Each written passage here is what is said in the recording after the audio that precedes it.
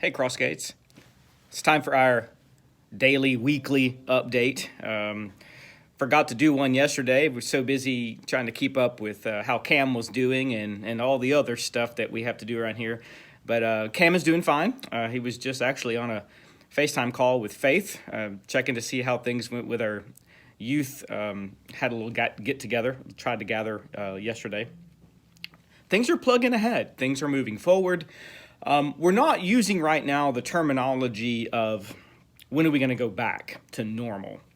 Normal is hard to define right now, but we are going to be looking for opportunities for us to find ways to get together. And what we're currently doing is testing out opportunities both with the student ministry as well as with our children's ministry.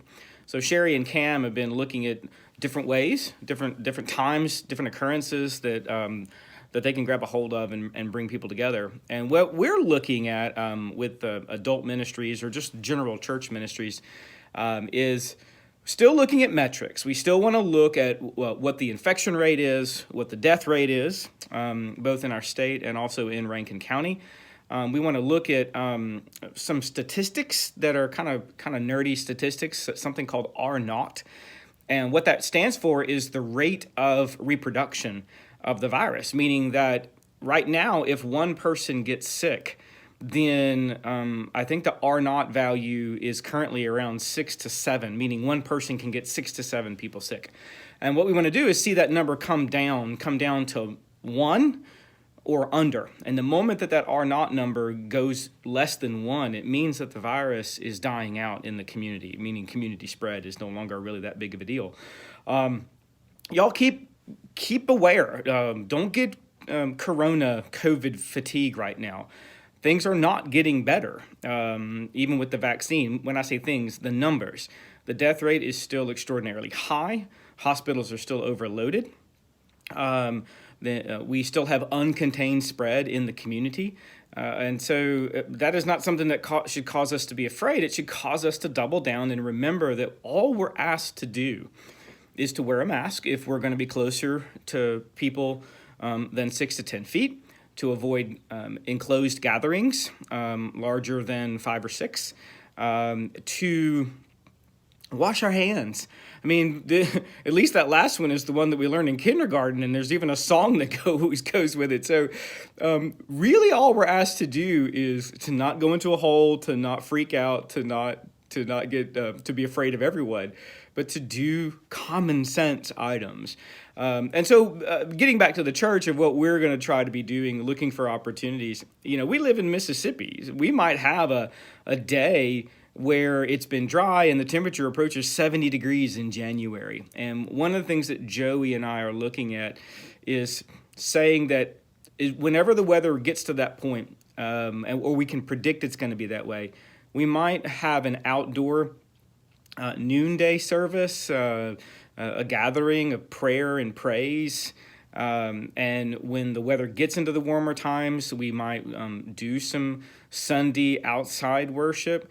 Our goal is to look at Easter and to see what's going to happen with infection rates, but also with the vaccination rates, and where are we going to be by Easter. I'm not saying that that's the only time that we'll be able to see each other. That's not what I'm saying. But what kind of Easter gathering can we have and celebrate the resurrection of our Lord on that day? So again, just a muddle of all sorts of information. Something that I have been working on, or at least tumbling around in my head, is I've been in contact with several of our older church members. And many of them who don't use the internet have smartphones, and who don't travel or who don't get out much. And we're bypassing them. We being the state is bypassing them when it comes to getting the vaccine.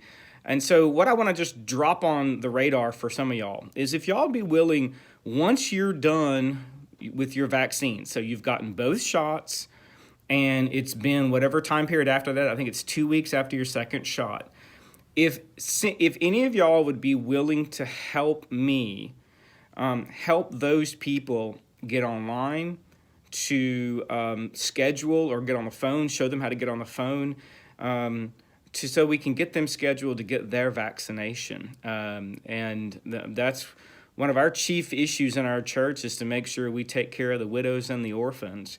And right now, I'm identifying that as something that we ought to be looking at right now.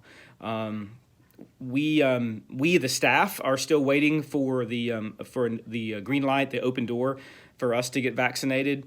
That will change a lot of what we are doing and how we do it when all of y'all can be guaranteed to know that all of our staff up here are safe to be around and are not spreaders of the coronavirus.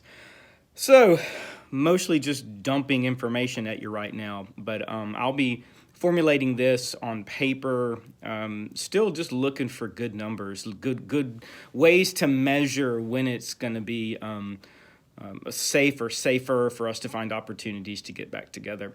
But y'all find a way to reach out. There are some of our Sunday school classes that have just been gold standard, getting out there, calling, standing in front of doorways, sending emails, checking on one another, phone trees.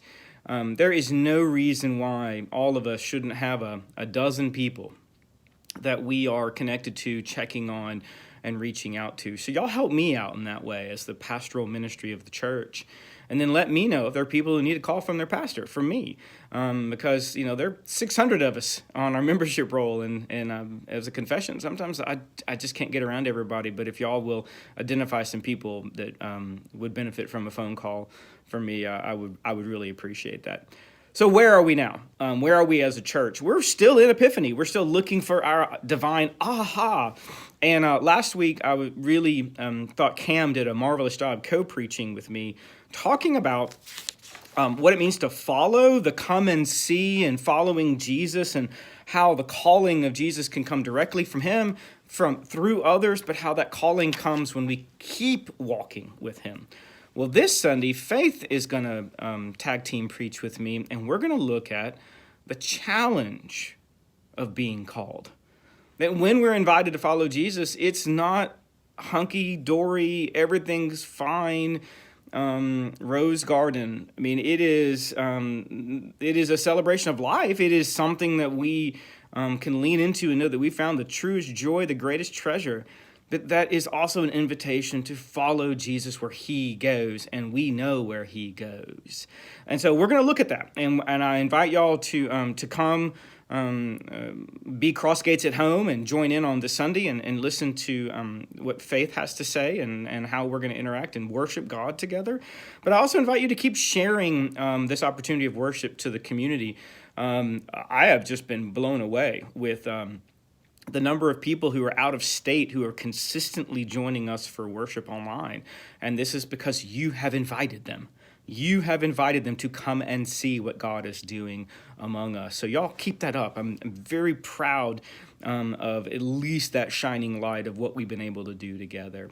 There'll be some more updates coming. We're behind the scenes still working on structure and committees and governance and all the boring stuff at church, but we're still doing all that. But your stewardship has been great. Your faithfulness in giving, your faithfulness in sharing your life. Thank you, and thanks be to God. Just remember that we're challenged. We're challenged to keep following Jesus every day. So I'll conclude this somewhat longer update with a reading of a psalm to give us courage, to encourage us that every day, whether it's a day filled with easy or whether it's a day filled with difficult, that we can find joy in it. And this is Psalm 62, starting in verse 5.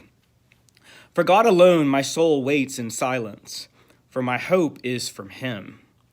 He alone is my rock and my salvation, my fortress. I shall not be shaken. On God rests my deliverance and my honor. My mighty rock, my refuge is in God. Turn in him at all times, O people. Pour out your heart before him. God is a refuge for us. Those of low estate are but a breath, and those of high estate are a delusion.